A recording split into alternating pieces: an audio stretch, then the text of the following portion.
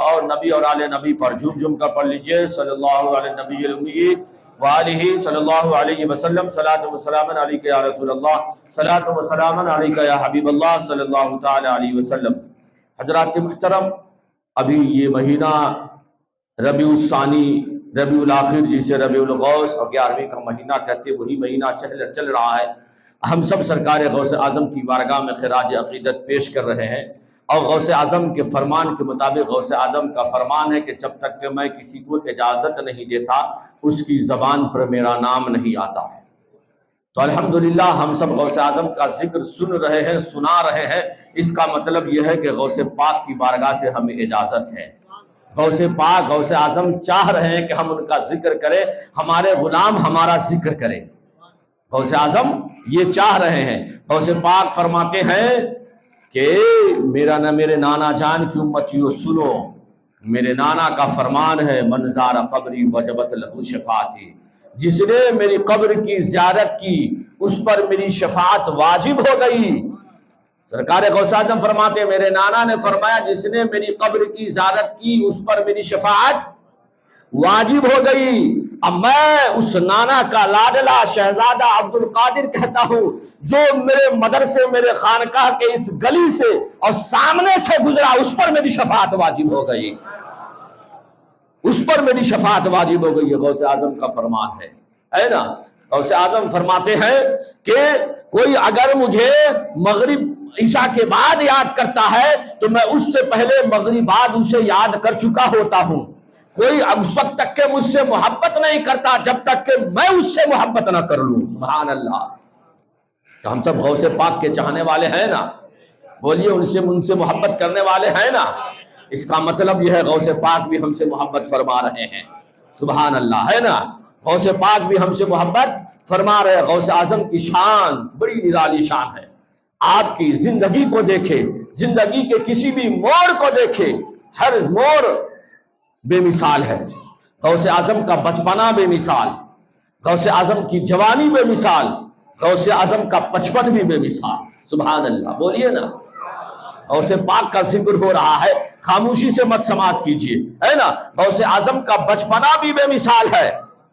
اب بچپنا تو بچپنا ہے، آپ اندازہ کریں کہ ان کی تقوی و طہارت اور شریعت مطہرہ کی پابندی کا عالم کیا ہوگا جو پیدا ہوتے ہی شریعت پہ عمل کر رہے ہیں، پیدا ہوتے ہی شریعت پہ عمل کر رہے ہیں۔ اور یہی نہیں بلکہ ماں کے پیٹ میں بھی ہے تو عمل ہے شریعت پہ، ماں کے پیٹ میں بھی ہے۔ آپ کی والدہ فرماتی ہے جب کبھی مجھے چھینک آتی میں الحمدللہ کہتی تو یرحمک اللہ کی جواب مجھے سنائی دیتا۔ میں غور کرتی آخر یہ جواب دینے والا کون ہے؟ میرے روم میں، میرے حجرے میں، میرے گھر میں کوئی تو ہے نہیں، کوئی مرد ہے نہیں۔ پھر یہ جواب چھینک کا جواب آیا تو کہاں سے؟ پیٹ پہ ہاتھ رکھتی تو سمجھ میں آتا کہ میرا بیٹا عبد القادر پیٹ سے جواب دے رہا ہے۔ سبحان اللہ، ماں کے شکم سے آپ جواب دے رہے ہیں، ماں کے چھینک کا جواب ماں کے شکم سے دے رہے ہیں۔ اور جب آپ پیدا ہوئے، آج ہم بڑی بڑی عمر کے ہو جاتے ہیں پھر بھی شریعت پہ پابندی نہیں ہے، پھر بھی ہم روزہ سے دور بھاگتے ہیں، نماز سے دور بھاگتے ہیں۔ آپ اندازہ کریں غوث اعظم ماہ رمضان مبارک کی چاند جس چاند نکلا اسی رات کو آپ کی ولادت ہوئی، اسی رات کو آپ کی ولادت ہوئی، لیکن چاند کوئی دیکھ نہیں پایا، ابر آلود تھا، آسمان میں بادل چھائے تھے، دیکھ لوگ نہیں پائے۔ لوگوں میں اختلاف ہو گیا، کیا کرے، کشمکش میں لوگ پڑے گئے۔ صبح میں فجر کے بعد لوگ پہنچے ام الخیر فاطمہ کے پاس، یہ سیدہ یہ تو بتائیے چاند ہوا یا نہیں ہوا، آپ کیا کہتی ہیں؟ کیونکہ لوگ جانتے تھے یہ سب ولیوں کا گھرانہ ہے، یہ ولی ابن ولی، ولی بنت ولی ہے، یہ وہ لوگ ہیں۔ لوگ پہنچے، آپ کیا کہتی ہیں چاند کے بارے میں، روزہ رکھا جائے یا نہیں رکھا جائے؟ کہا روزہ رکھو، آج رمضان المبارک کی پہلی تاریخ ہے۔ لوگوں نے کہا آپ کے پاس دلیل کیا ہے، کیا آپ نے چاند دیکھا ہے؟ کہا نہیں چاند میں نے نہیں دیکھا، رات میرا بیٹا پیدا ہوا اس وقت تک کہ وہ اس وقت رات بھر وہ دودھ پیتا رہا، جب جب اسے بھوک کی دودھ کی حاجت ہوئی، بھوک لگی، لیکن جیسی سحری کا وقت ہوا اس نے دودھ نوش کیا اور سحری کا وقت ختم ہوا، اس وقت سے میرا بیٹا دودھ پینا بند کر دیا ہے۔ اس کا مطلب یہ ہے کہ میرا بیٹا عبد القادر روزے سے ہے، رمضان کی پہلی تاریخ آج ہے۔ جو پیدا ہوتے ہی شریعت پہ عمل کر رہے ہیں، ان کے بچپنے کا عالم کیا ہوگا؟ آج وقت کے بڑے بڑے علامہ ہو جائے، دقاق ہو جائے، جید عالم ہو جائے، علامۃ الدہر کیوں نہ ہو جائے، مفتی محدث مفسر کیوں نہ ہو جائے، آپ ان کے بچپنے کو بیان کرنے چلے روک دیں گے؟ کسی علامہ کی، کسی ہم اپنے استاد کے بچپنے کو بیان کرے روک جا، ہاں مت بیان کرو، رک جاؤ، نہیں بیان کر سکتے، ہر کسی کا بچپنا بیان نہیں کیا جاتا۔ کوئی بچپنے میں گلی ڈنڈا کھیلتا ہے، کوئی بچپنے میں گوٹی کھیلتا ہے، کوئی بچپنے میں کسی کھیت سے گنا چوڑا کر کھا لیتا ہے، کوئی بچپنے میں کسی کے مکئی یا بھٹے کا کھیت سے توڑ لیتا ہے، کوئی کچھ، کوئی مدرسے میں مرغا بنتا ہے، کوئی کھڑے ہو کر سزا پاتا ہے، کوئی پڑھائی سے بھاگتا ہے، کوئی کچھ کرتا ہے، کوئی کچھ کرتا ہے، ہر کسی کا بچپنا نہیں بیان کیا جا سکتا۔ یہ اور بات ہے، اللہ نے نواز کیا، وقت گزرتا گیا، اپنے وقت کے بڑے جید عالم مفتی محدث مفسر سب کچھ ہو گئے، لیکن بچپنا اس بیان کے قابل نہیں، ہر کسی کا نہیں کیا جا سکتا۔ لیکن غوث اعظم کی ذات وہ ذات ہے، بچپنا بیان کرنے کو بڑے بڑے علماء ترستے ہیں، اپنی خوش نصیبی سمجھتے ہیں، ہے نا، اپنی خوش نصیبی سمجھتے ہیں، یہ غوث اعظم کا بچپنا ہے۔ ہمارے اور آپ کے گھر کے بچے جب مدرسہ یا اسکول جاتے ہیں تو ماں باپ اسے مدرسہ تک چھوڑ کر آتے ہیں۔ غوث اعظم وہ ہے جنہیں آسمانی مخلوق فرشتے لے کر جاتے ہیں، فرشتے لے کر جاتے ہیں۔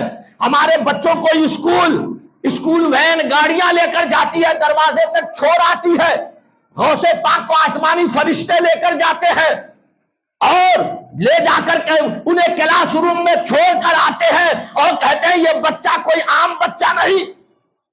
ہمارا بچہ جب کلاس روم میں بیٹھتا ہے تو آگے بیٹھے یا پیچھے مارک کے حساب سے اسے بیٹھایا جاتا ہے، یا استاد کے اوپر ہے، استاد کے جو زیادہ قریب ہوتا ہے وہ آگے والی بینچ پہ بیٹھتا ہے، جو اس سے کم ہو، اسی طریقے سے یکے بعد دیگر پیچھے تک کے اسٹوڈنٹ اور طالب علم بیٹھتے جاتے ہیں۔ جو قریب ہو استاد کے سامنے بیٹھتا ہے، یہ استاد کے اوپر ہے، اسے جہاں چاہے بیٹھائے۔ لیکن غوث اعظم کا عالم یہ ہے، فرشتے انہیں لے جائے اور کلاس روم میں جا کر کے فرشتے یہ کہے افسحوا لولی اللہ، اللہ کے ولی کے لیے جگہ چھوڑ دو۔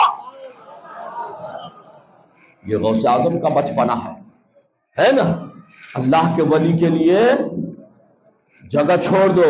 غوث اعظم سے کسی نے پوچھا حضور بتائیں آپ کو کب پتا چلا کہ آپ اللہ کے ولی ہو گئے؟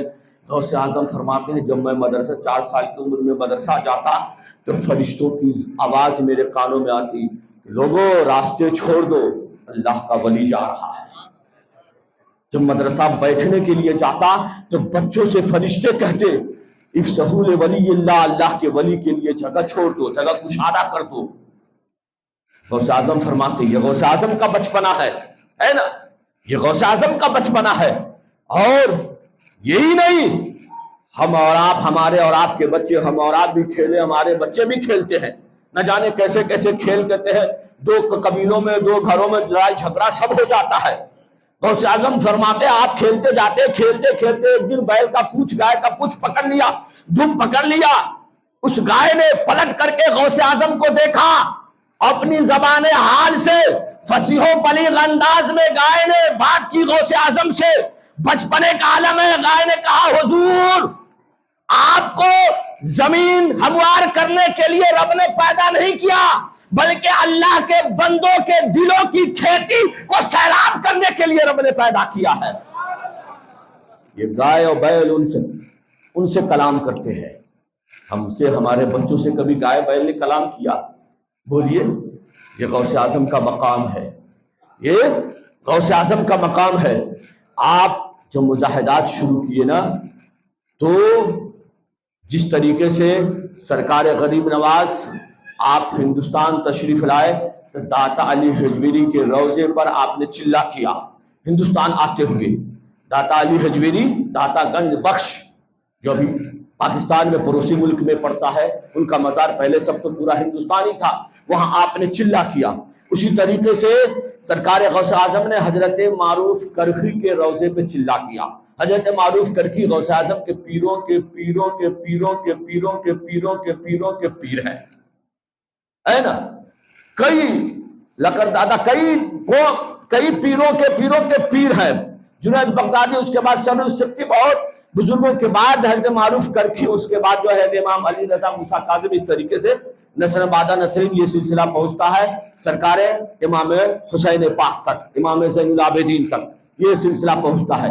تو حضرت معروف کرخی کے روضے پہ غوث اعظم چلہ کرنے کے لیے گئے، آپ نے چلہ کیا، چلہ مکمل ہو گیا۔ جب چلنے لگے تو آپ نے فرمایا، اے معروف کرخی، حضور آپ پر سلام ہو، عبد القادر جا رہا ہے، عبد القادر جا رہا ہے، اللہ نے آپ کے مرتبہ کو بہت بلند کیا، اس وقت آپ عبد القادر سے 2 درجہ اوپر ہو، اس وقت آپ عبد القادر سے 2 درجہ اوپر ہو، درجے میں، مرتبے میں، بلندی میں عبد القادر سے 2 درجہ اوپر ہو۔ غوث اعظم فرماتے کن ہے؟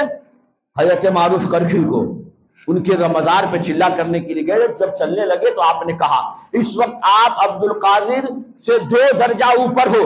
پھر مجاہدات کا سلسلہ شروع رہا، غوث اعظم چلے آئے جنگلوں میں وغیرہ وغیرہ، جگہ بہ جگہ نوافل کثرت شروع ہوئی، اور نوافل میں رات بھر میں قرآن پاک تلاوت کرتے رہے، قرآن ختم کرتے رہے، ذکر و اذکار کرتے رہے، تسبیح و تحلیل کرتے رہے، مجاہدات کرتے رہے، نوافل پڑھتے رہے، جو عبادت ریاضت وہ کرتے رہے۔ اس کے بعد ایک دن حضرت معروف کرخی کے روضے سے گزر ہوا، آپ قریب گئے، ان کے روضے پہ گئے، ان کے مزار پہ گئے اور سلام پیش کیا، کہا اے صاحب مزار معروف کرخی، آپ پر سلام ہو، لیکن یاد رکھیں اس وقت عبد القادر آپ سے 2 درجہ اوپر ہے۔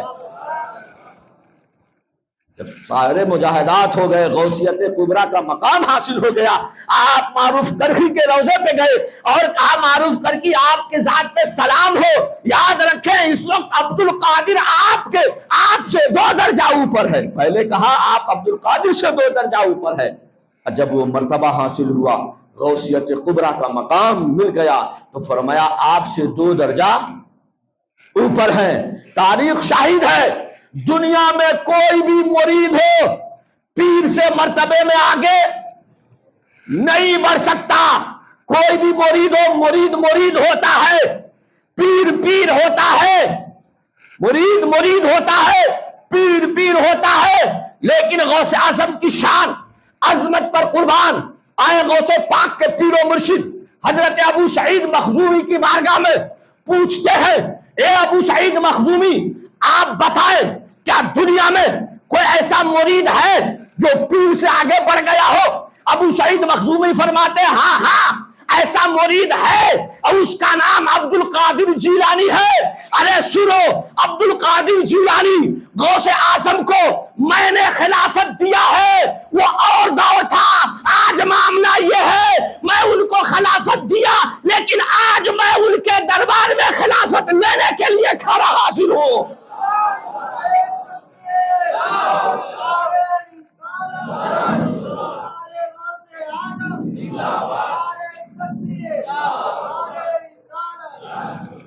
میں نے انہیں خلافت دیا ہے، وہ دور تھا، لیکن آج ان کا مقام و مرتبہ یہ ہے، میں ان کے چوکھٹ پہ لائن لگائے کھڑا ہوں کہ حضور مجھے خلافت عطا کر دیجئے۔ مرید سے خلافت لینے کے لیے پیر حاضر ہے، جبھی تو سرکار اعلیٰ فرماتے واہ کیا مرتبہ اے غوث ہے بالا تیرا، ارے اونچے اونچوں کے سروں سے ہے قدم بالا تیرا۔ ارے سر بھلا کوئی کیا جانے کہ ہے کیسا تیرا، سر بھلا کوئی کیا جانے کہ ہے کیسا تیرا، اولیاء ملتے ہیں آنکھیں، ہے نا؟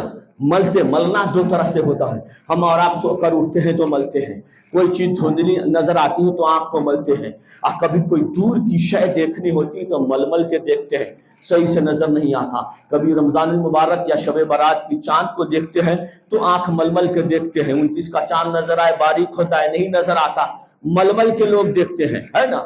کدھر چاند ہے، کوئی بولتا وہ دیکھو پھر ملتے ہیں، وہ دیکھو نظر آئے نہیں پھر ملتے ہیں، دیکھتے ہیں چاند کی بلندی دوری اتنی ہے۔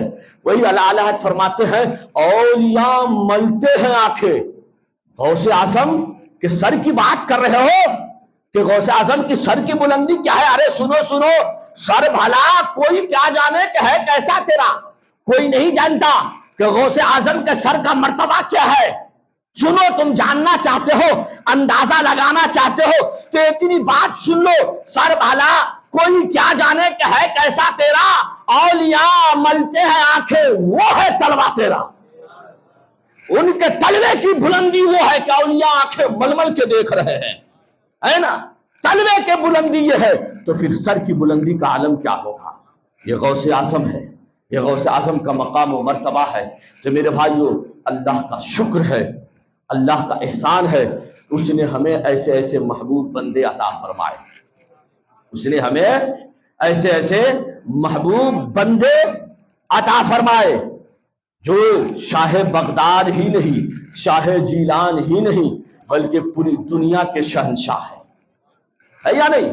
پوری دنیا، پوری کائنات میں ولیوں کے شہنشاہ ہے، ولیوں کے امام ہے، یہ غوث اعظم کا مرتبہ ہے۔ اور ان ایسے غوث، ایسے اللہ کے ولی کا دامن ہمارے ہاتھوں میں ہے، ہم ان کے در پہ اپنے سر زمین خم کرتے ہیں اور اب ان کی غلامی کا پٹا اپنے گلے میں ڈالتے ہیں اور غوث پاک کی بارگاہ میں یہ عریضہ پیش کرتے ہیں، تم ہو نرالے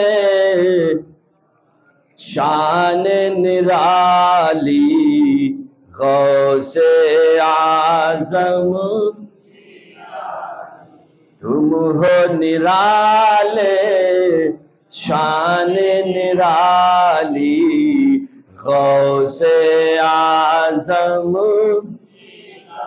بھر دو سب کی جھولی خالی غوث اعظم جیلانی، بھر دو سب کی جھولی خالی غوث اعظم۔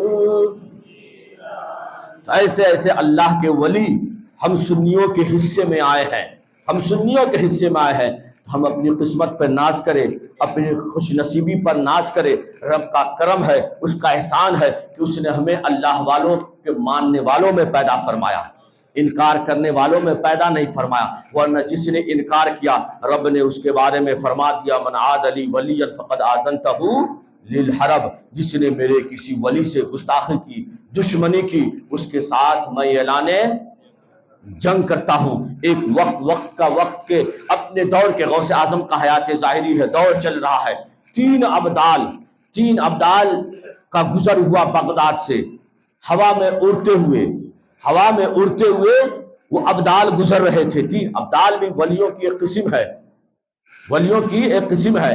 وہ ابدال گزرنے لگے، اس میں سے کسی نے کہا ارے غوث اعظم کی خانقاہ ہے، ایسا کرو سائڈ ہو جاؤ۔ تو ایک نے کہا، بیچ والے نے کہا کیا ہے غوث اعظم کی خانقاہ ہے تو کیا ہوا، وہ بھی اللہ کے ولی، ہم بھی اللہ کے ولی، وہ بھی اللہ کے ولی، ہم بھی اللہ کے ولی، ہم سائڈ نہیں ہوں گے۔ دو تو ایک ادھر چلے گئے، بیچ میں خانقاہ رہا ہے، اڑتے جا رہے، ایک ادھر مڑ گیا ایک ادھر مڑ گیا، بیچ میں جو تھا وہ غرور و تکبر میں کہا نہیں ہم خانقاہ سے اوپر سے اڑ کر جائیں گے۔ جیسی خانقاہ کے صحن میں دروازے کے قریب پہنچا رب نے اسے گرا دیا، اب زمین پر گرا، مفلوج، ہاتھ پیر سب فالی زدہ ہو گئے، نہ جسم میں طاقت ہے نہ قوت ہے، وہیں پہ منہ رگڑ رہا ہے، زمین پہ رگڑ رہا ہے، اس کی ولایت سب کچھ سلب کر لی گئی۔ ایک مرید آیا غوث پاک کی بارگاہ میں اور کہا حضور دروازے پہ ایک سائل پڑا ہے، بہت ہی مفلوج ہے۔ غوث اعظم فرماتے وہ سائل نہیں، اپنے وقت کا ولی ہے، اس زمانے کا ابدال ہے۔